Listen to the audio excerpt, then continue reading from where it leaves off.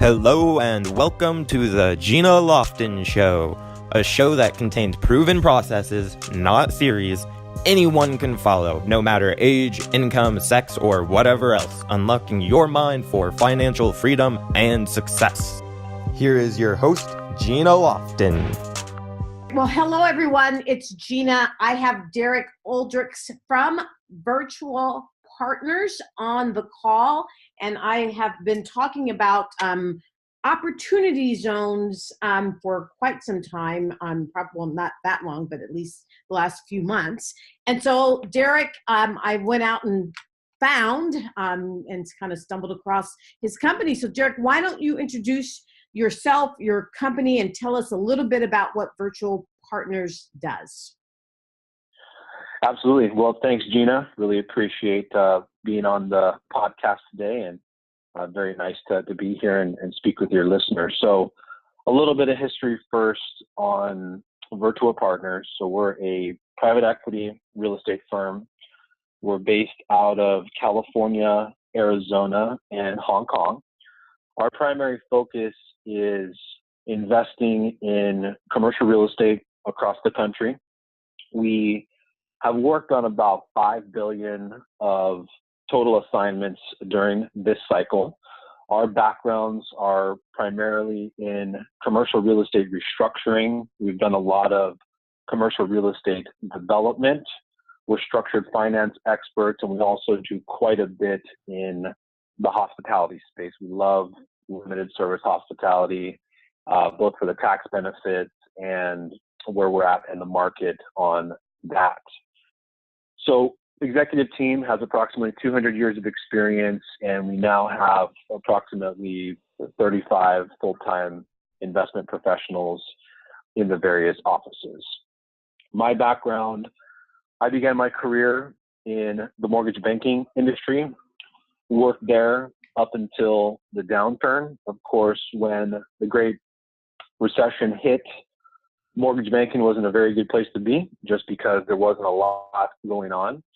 So I slightly shifted my career path and moved into commercial real estate restructuring. So when the downturn happened, of course, there were a lot of investors that had upside down investments, right? They had negative equity and a whole host of other issues that come with that. So I focused on assisting those investors in both an advisory capacity, as well as assisting on the tax structuring side. So most of the investors I worked with back then were 1031 exchange investors. So we'll talk about that more, I think, today in the presentation. But those investors were especially hurt in the downturn. So we spent a lot of time cleaning up that mess, turning around properties, injecting capital, and assisting those investors. I then had the opportunity to move more into the traditional investment management. So now my role at Virtua Partners is to oversee all of the funds we have under management, all of the investor relations that we have. We have about 15,000 high net worth investors in our network, and to also oversee and assist on some of the investment selection, all things, of course, to do with product development. So what types of products do we bring to the market, crowdfunding, all of our syndications. I oversee all of that fundraising process. So hopefully that's enough about me and Virtua Partners. You know, right now we're really excited about the Opportunity Zone initiative. This, of course, is a new product. It's a brand new initiative that just came out of the 2017 tax reform, and very excited to talk more about that today. Excellent. Well, thank you so much for that that bit of background, and congratulations for being able to do all those workarounds and restructurings and right sizing, because that's I don't take that lightly. That was, you know, a big deal, and we could have just ripped off of a cliff during the Great Recession. Yeah, exactly.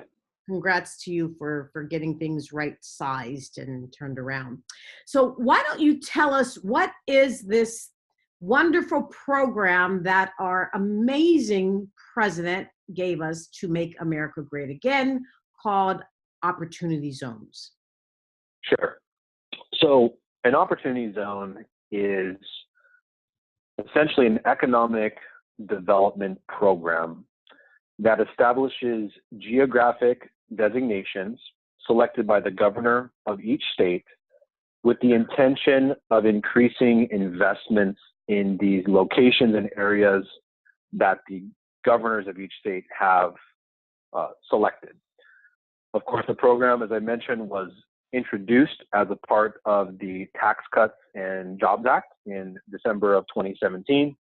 Both real estate and business investments in these geographical designations, they receive favorable tax treatment. So this is the big thing that everyone's talking about. There's some massive tax incentives for investors that invest in these opportunity zones. So what are they?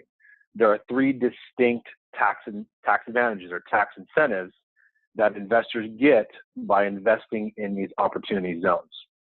The first is the ability to defer capital gains for a 10-year period of time. So that's pretty powerful. Essentially, it's a free loan from the government in order to invest, in order to direct capital into these certain opportunity zones.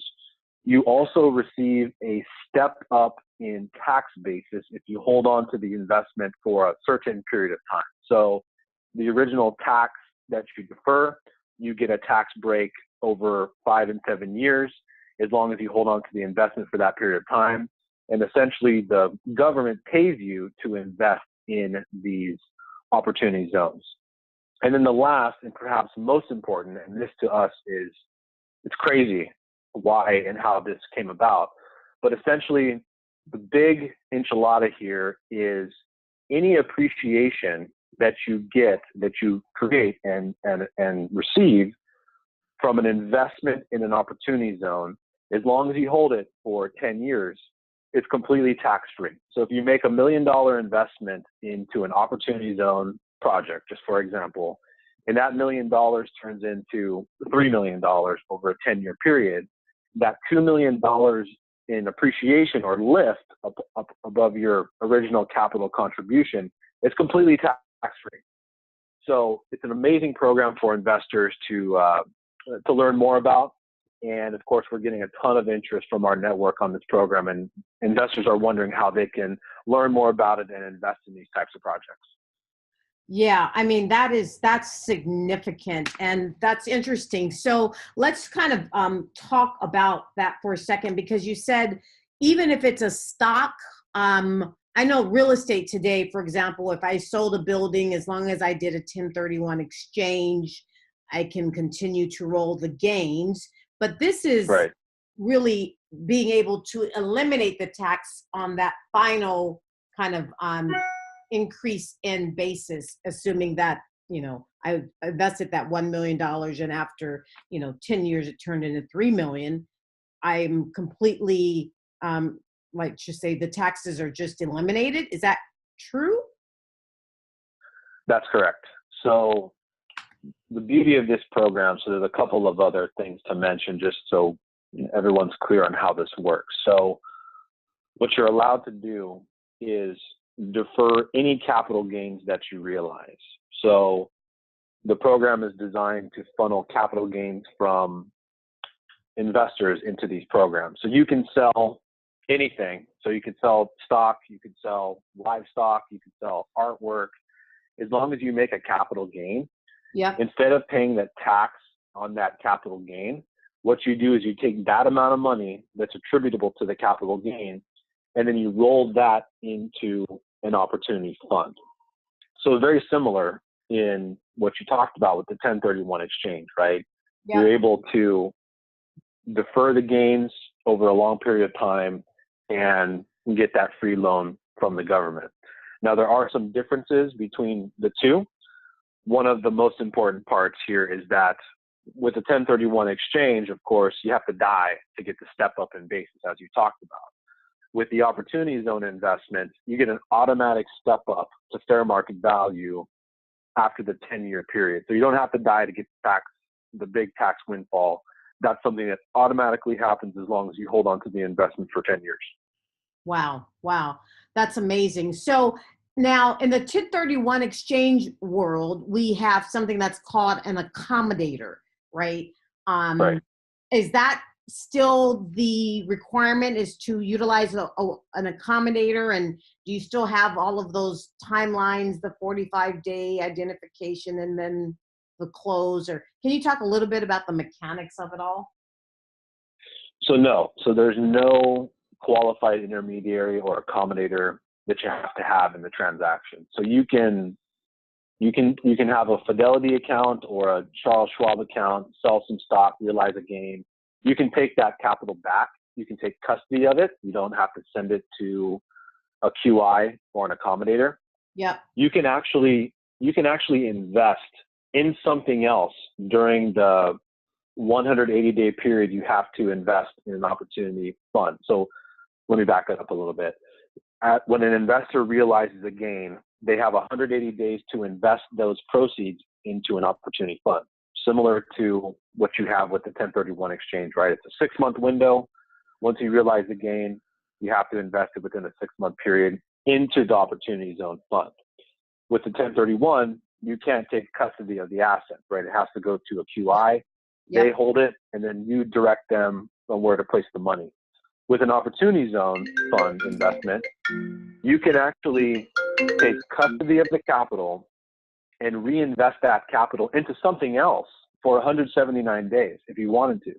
There's no requirement that it has to sit somewhere. You can have full flexibility on what you want to do with that capital over that period of time, as long as you get the gains into the fund by the 180-day period.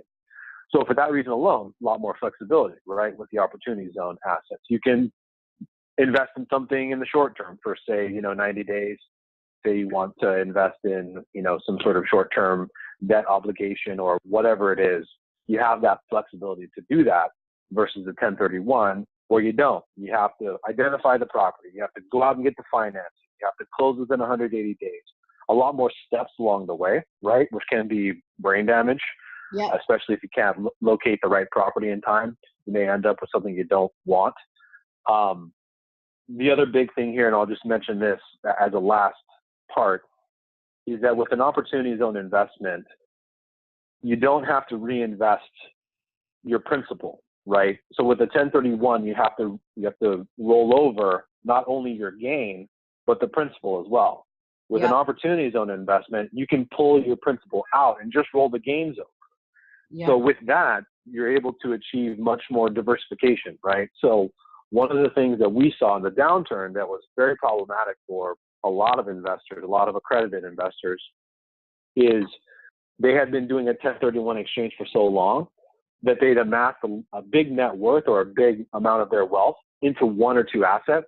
Yeah. And so when you have too much capital in one or two assets, of course, that's a recipe for disaster. We saw that firsthand. We had to clean up that mess, and trust me, it's not pretty.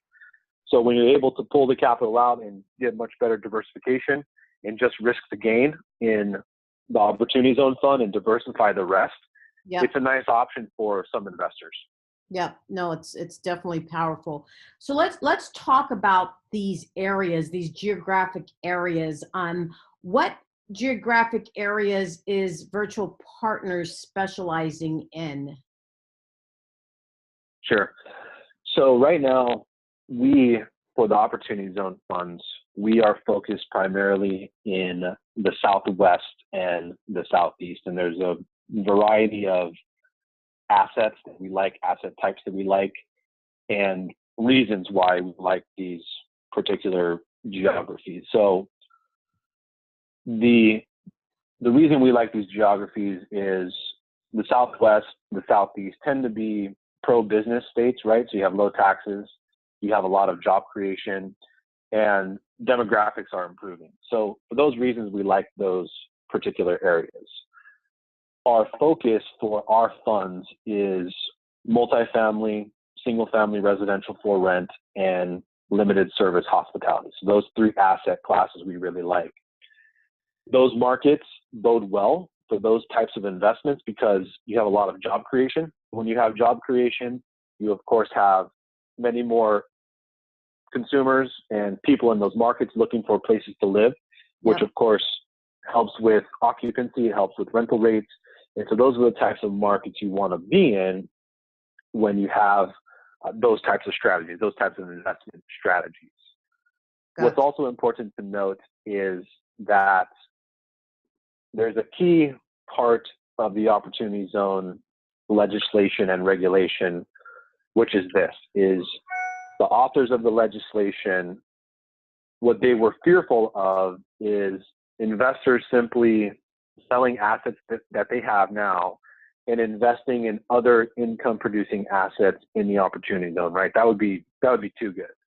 So what they did work into the regulation, into the legislation, is that any investment in an opportunity zone must be, quote unquote, substantially improved over a 30-month period. So what does that mean? That means you have to increase the basis in the investment by 100%. So that somewhat narrows the field in terms of what you can invest in, right? So if you wanted to go out and purchase a multifamily complex, say you want to buy something for $10 million and it's an income producing property, it's very difficult to put another 10 million into it, right? That's probably a money losing proposition. Yeah. And so what you're going to see is a lot of projects and a lot of opportunities in the opportunity zone are going to be primarily vertical development. They're going to be construction projects because you can buy a piece of land, piece of dirt, and you, of course, put in a ton of money, right? Building these things up and constructing them. So that presents a bit of a challenge for certain markets, like, for example, California.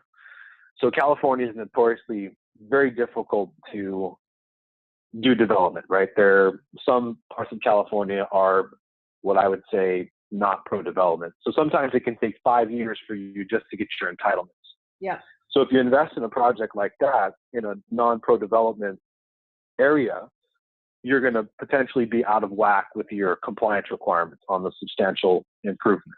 Yeah. So we like these markets in the Southwest and Southeast because they're much easier to do business in, right? These municipalities and these government agencies want to see development. Yeah. And so that's another reason why we like these markets. We are, of course, also talking with municipalities in certain markets in order to establish relationships with them, explain what the opportunity zone is and why they need to expedite some of the projects that they may have. So that gives us a big competitive advantage. And I think you're going to see other competitors to Virtua having a hard time breaking into those markets because we're now establishing those relationships and becoming a thought leader in that space, really consulting with those municipalities that may not be pro-development. So long way of saying there's a lot of regulation that you have to deal with, but of course we've researched this stuff and we have I think a great plan in place to make sure we stay within those regulations and adhere to the compliance requirements. Yep, exactly. Let me ask you about how these deals are penciling out. I mean, because when you talk about the geographic areas, sometimes they're in, urban areas, blighted communities that may or may not be in that line of or a pathway of gentrification, or maybe have not started yet. Do you think that are they penciling out, I guess is the question. So our strategy is that we would do a deal. We're not doing any deals that we normally would not do, meaning we're selecting investments that we would have done if they were in an opportunity zone or not. So our, of course, mandate and our duty is to our investors. So we have to maximize return and also minimize risk wherever possible, right? Yep. So we're not making investments in blighted areas. That's not what we do. There are other sponsors out there that invest in that type of stuff, but that's not what Virtua is doing. We're selecting assets that we would have done otherwise. We have several deals. So we're developers, right? So we have assets that we've tied up in the past that ended up being nominated and ended up being in opportunity zones. So those projects are they're great deals. They are structured as 10-year investment holds. So of course, the typical developer usually looks at a project from a 2 to 3 year hold perspective, right? They don't want to hold on to assets for 10 years. They want to build, stabilize, and then sell so they can get their promote. For us, we're longer term holders of real estate. Mm-hmm. So these are penciling out in the low 20s on an IRR basis. Mm-hmm. The cash flows are pretty nice. We are focusing in on infill development primarily. I mean, that's pretty much all that we do. So the limited service hospitality assets tend to be on the higher end of the risk spectrum and offer, low to mid 20 returns. Once you get into the multifamily and the single family for rent, you're in the high teens, low 20s, depending on the asset and where it's at. So that's how we're underwriting these projects. The cash flow on these, of course, is nice. One of the reasons that we think these strategies are attractive is, of course, when you're developing and building the newest product in the market, you have a competitive advantage. So, of course, we're always thinking about the downturn. So we spent a lot of time cleaning up the mess back from 2008, 2009, and a lot of problems came from too much leverage and from fees being too high, right? Those are some of the killers in a downturn. So we're being much more conservative in our leverage. We could leverage these things up a bit higher and juice the returns, but we don't want to get into a position where we are facing problems. So we're leveraging these, we're underwriting these to a 60% loan to cost, which is pretty conservative for development and construction. You can go up to 70, 75, depending on the asset, but we decided to ratchet that down in order to not have too much risk in the portfolio. The other side of the equation is we are in markets that have mid 90s on occupancy for the residential product. In the hospitality, we're in the high 70s. We won't enter a market unless it's got some really interesting dynamics and really interesting rates, right? So when you're in markets like that and you're building multifamily and single family for rent, you're probably not going to have 0% occupancy, right? So in a downturn, you may lose some occupancy, but you're not going to go to zero unless you're, in a really bad area and whatever, there's some massive problems. So unlikely, right? Very unlikely. When you're building something like an office or retail, in theory, you could go to zero, right? If you're building it spec and you don't have tenants lined up, it's too much risk. We don't do that. We're doing the multifamily, the single family residential, and then the hospitality. In the hospitality, we're focusing on areas that have somewhat we would call recession-proof demand drivers. So we have a Spring Hill Suites right now that's in an opportunity zone that we're building. It's like a half mile away from a major hospital, near 2 freeways, near a bunch of businesses, a lot of demand drivers, occupancies in the high 70s in that market, which is good for limited service hospitality. The deal makes a lot of sense. That's a long-term hold. We want to hold on to that project for a long time. We think that's going to be a very successful investment. So we have started to ratchet down some of our underwriting assumptions as well as the leverage levels, just so we're not over leveraging the portfolio and exposing the investors to too much risk. Likely, because this is a 10-year hold, we're going to go through a cycle, right, during this hold period, right? It's pretty likely. We're now in the second longest expansion on record. So people are starting to wonder, when's it coming? You see the yield curve flattening, a hawkish Fed. That's usually a recipe for some sort of correction. So we're thinking about that and structuring our investments to withstand those blips on the radar. Got it. So how big is your opportunity zone fund and how many of them do you have? So right now, we have 2 funds that are available for investment. A total capital raise, total target is $400 million. So they're $200 million each. We have 2 funds. The first fund is an accredited investor fund. So that deal is more suitable for someone who has, 50 to call it 150,000 to invest. We also have a qualified purchaser fund, which of course, qualified purchaser, it's a slightly higher standard. So if you have more money to invest, that's a good place to go. that is a slightly different strategy on the qualified purchaser fund. We're focusing just on hospitality in that particular fund.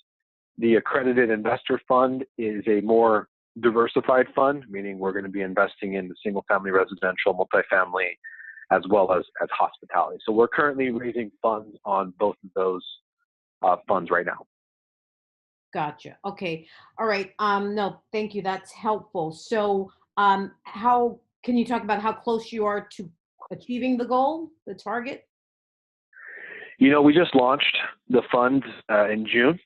So we're just now ratcheting up our marketing efforts. We're getting a lot of interest from investors. I mean, it's really from all walks of life because this appeals to basically everybody, right? If you're a serious investor, you likely have some capital gains in your portfolio. So it is really appealing to everybody. We've gotten a lot of interest from not just accredited investors, but also some of the institutional investors. So it's going to be a long period of time. We're going to keep the fund open, at least the accredited investor fund, for about a year. We can take up to 2,000 investors, and it's a $50,000 minimum. So my guess is we're going to keep it open for the full year. And, who knows? It's hard to tell exactly how these things shake out in terms of your target capital raise versus what you actually do. But we feel confident we're going to come pretty close to the target raise. Excellent. Wonderful. So you guys have this fund and you're also the developer / operator syndicator. What if another operator or syndicator wanted to apply for funding from your fund? Do you do that as well or no? So we do. Yes. We've been getting, of course, a lot of interest from other developers that have assets in opportunity zones. And of course, the reason for that is it's very difficult to raise funds for development projects, right?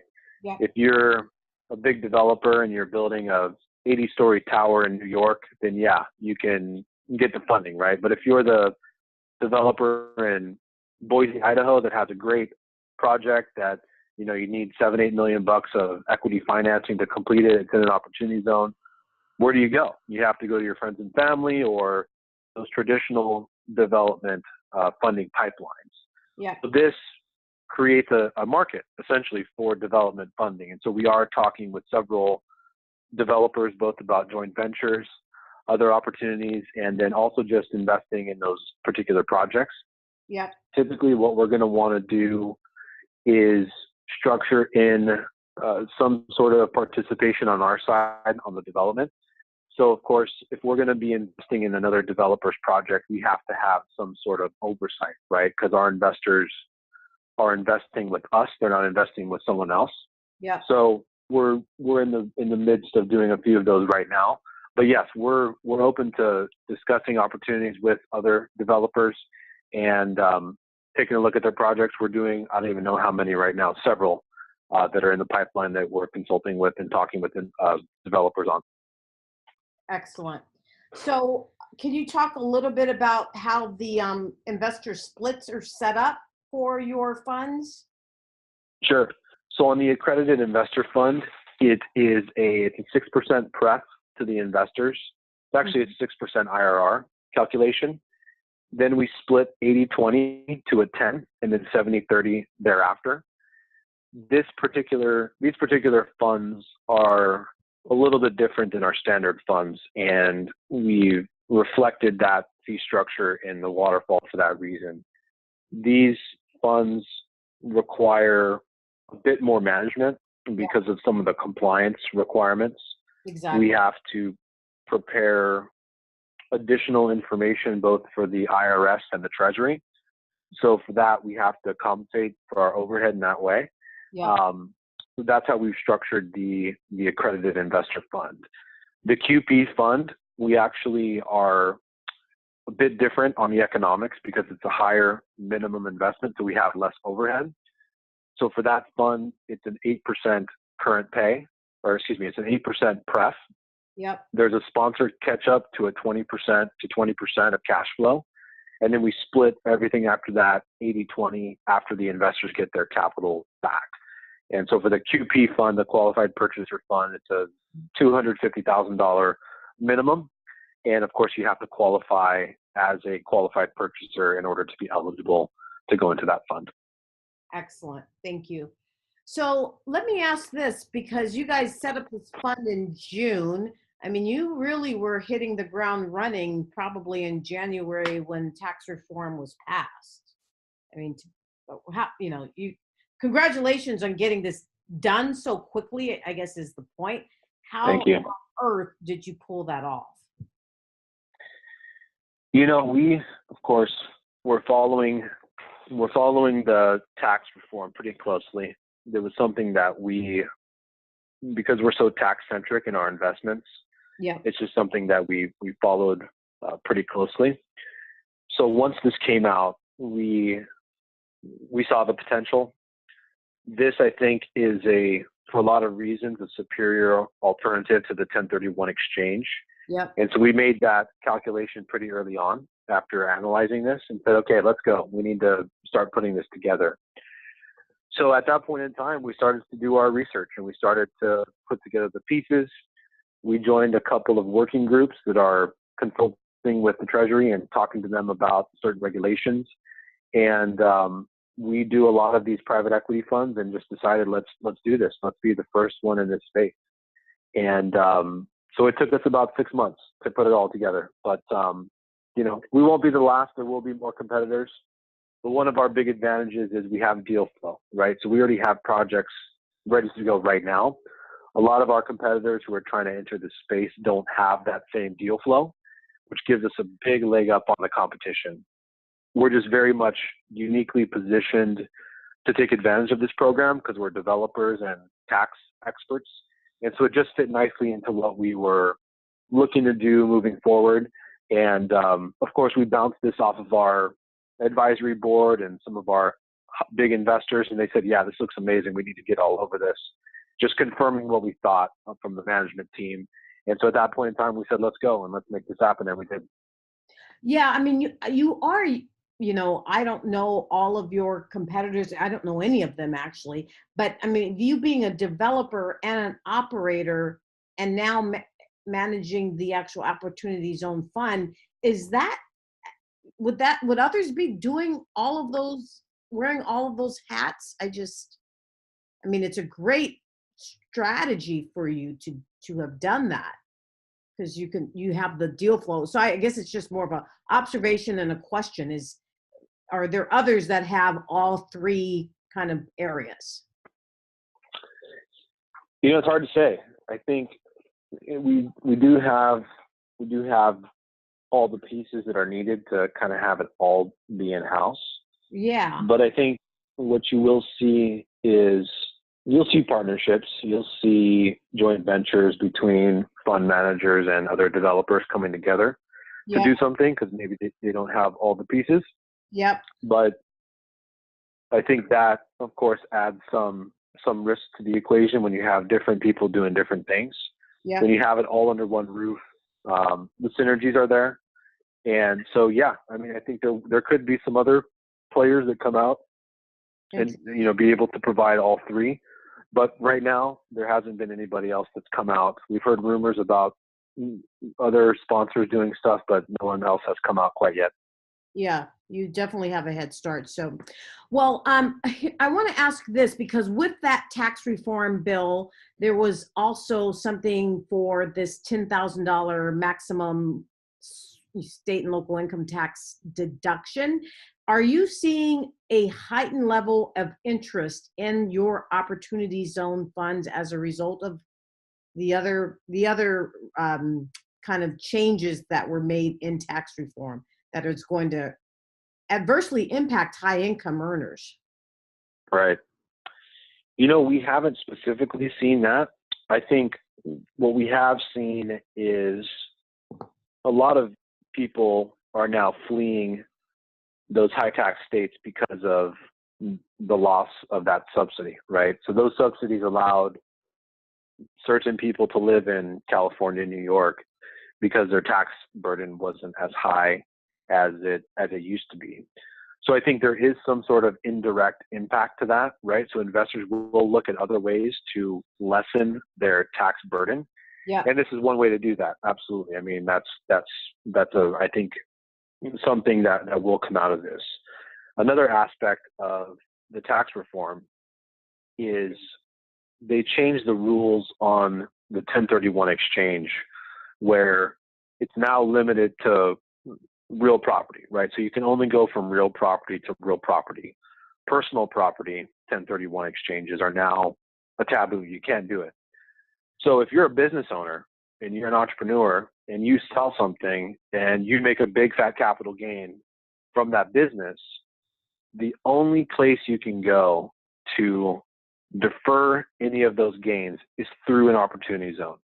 So that's something that we're actually seeing quite a bit of. We've been approached by several entrepreneurs that have said, hey, I've got $50 million in gains. I sold my company and I made this gain and I have nowhere else to go. I want to do a fund. I want to invest with you guys. I want to invest in one of your projects.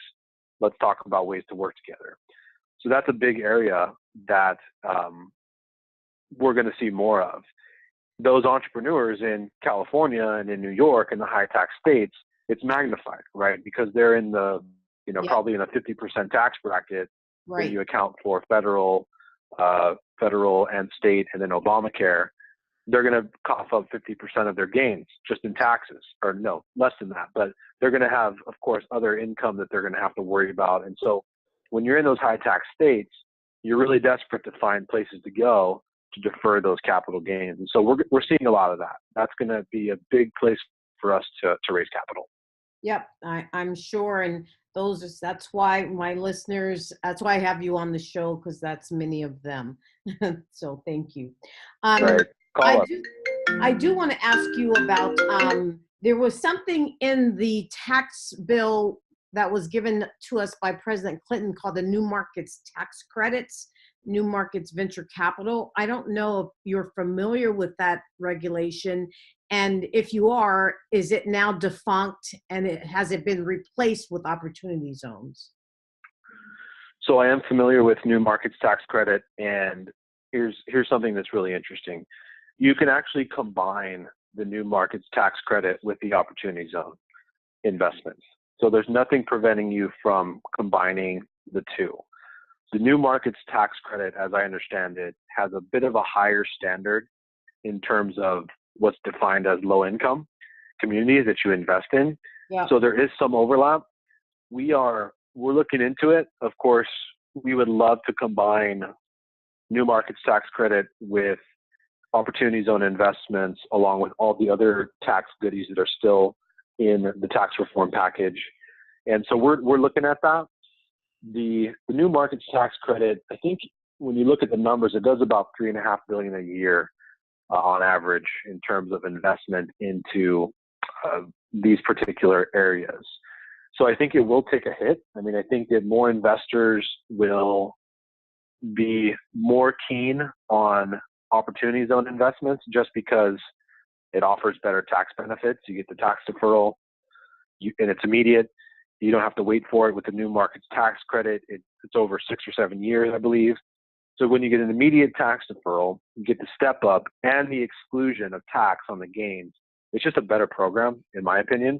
So I think you will see more capital flow to the Opportunity Zones, which will put some pressure on some of these other programs simply because the Opportunity Zone investments are a better place. And I think there's more of them. They're better places to invest, right? Higher returns and lower risk because you're in slightly better areas.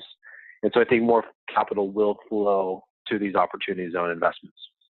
Yep. No, you're absolutely, I would think that to be true. It would be an interesting exercise to see how they overlay.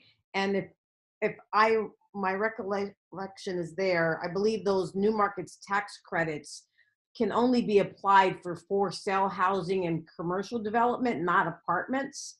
But the payment plan is like interest only years 0 through 5 and interest only years 6 through 10. So your IRR would be increased if you're able to overlay the New Markets Tax Credits. Correct. And so we're looking at ways to combine the two. Yes, absolutely. I mean, if we can do that on some of the projects, I don't think all the projects would qualify, right? Just because there's not the overlap. But if we can do it, trust me, we're going to do whatever we can to combine all the tax benefits we can. Well, I'm glad that we have you to do all of that brain damage for us. Oh my goodness. So I do want to ask, how can one find out more about Derek, about Virtual Capital? Can you let the audience know how to get, your information, your website, how to get engaged and start receiving information? Absolutely. Yeah. So a great place to start is just by going to our website, which is www.virtuapartners.com, VIRTUA partners.com. We've put up a lot of material. We've done a lot of research on this program, and so you can go there. We have some interactive resources that you can take a look at. We were actually recently quoted in the Wall Street Journal last week on Friday in the Saturday print edition. So a lot of information on the program. There's a link there to contact us. So if you want to talk to somebody about an investment or just learn more about what's going on, just go through the website. We'll have somebody reach out to you and get in touch.